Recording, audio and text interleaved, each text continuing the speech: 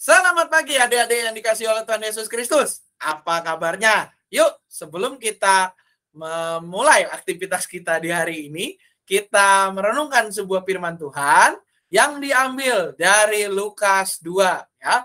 Lukas 2 ayat 6 sampai dengan 7.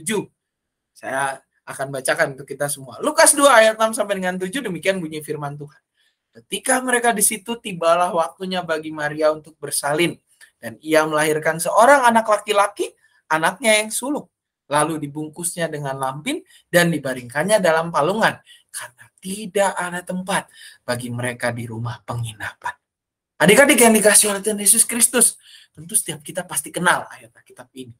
Ini merupakan sebuah cerita di mana Yesus lahir. Di mana Tuhan kita lahir di dalam kesederhanaan. Sebab apa?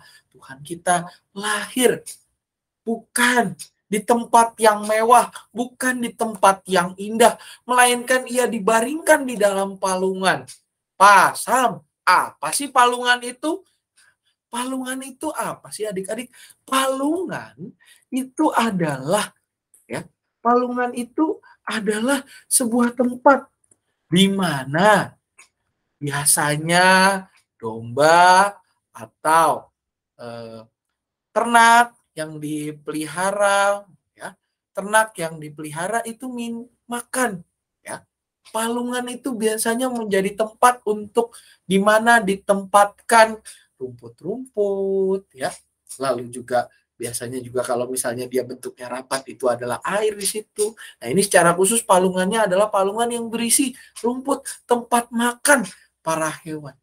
Nah, adik-adik, Tuhan kita justru lahir di tempat yang seperti itu. Tuhan yang begitu mulia menunjukkan kasih-Nya kepada kita dalam kesederhanaan.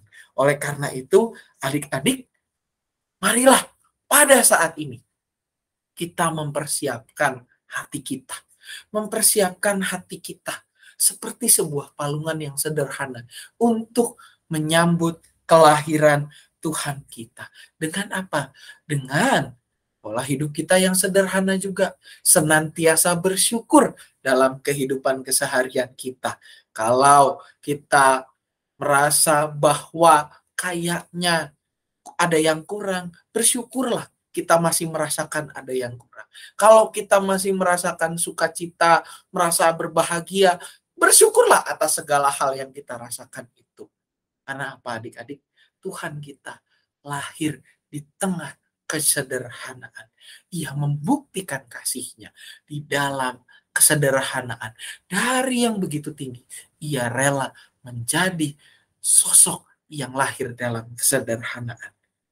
Mari adik-adik kita belajar untuk hidup dalam kesederhanaan. Mengasihi orang-orang di sekitar kita. Dan menunjukkan kasih yang sederhana itu sebagai respon kita atas sukacita Natal yang sebentar lagi kita akan rayakan bersama. Mari kita berdoa. Tuhan, ajar kami agar kami boleh menjadi anak-anak yang mau mengasihi dalam situasi apapun. Bahkan di dalam kesederhanaan kami ya Tuhan, kami mau mengasihi sesama kami. Dalam nama anak Tuhan Yesus Kristus kami berdoa. Amin. Selamat pagi adik-adik. Selamat beraktivitas. Tuhan Yesus memberkati kita semua.